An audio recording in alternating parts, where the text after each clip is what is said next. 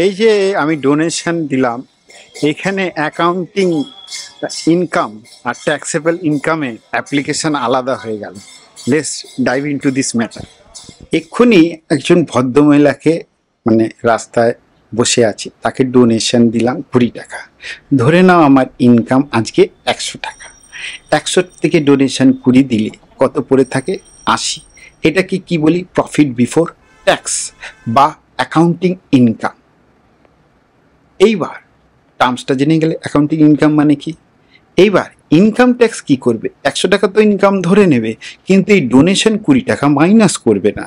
তাহলে তার অনুপাতে কত হয়ে গেল? 100। এটা হয়ে গেল ট্যাক্সেবল ইনকাম।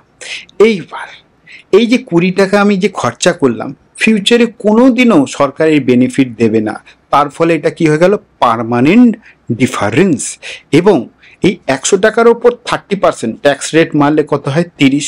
সরকার 30 ট্যাক্স নেবে এবং তোমাকে 30ই দিতে হবে। তার ফলে অ্যাকাউন্টিং ইনকামের থেকেও 30 বাদ হবে। এবং এর ফলে কি হচ্ছে? 30 ডিভাইডেড বাই 80, পিবিটি কত ছিল? 80 ইন্টু 100 করলে যা রেট বেরোবে, আবার 30 ডিভাইডেড 100 করলে ডিফারেন্স বেরোবে। তাই জন্যে effective rate is not equal to statutory rate in case of a permanent difference. বোঝা গেল? এটা সিএফএ তে আছে। তো এই আইডিয়াটা শেয়ার করলাম, তোমাদের কিরকম লাগলো জানিও।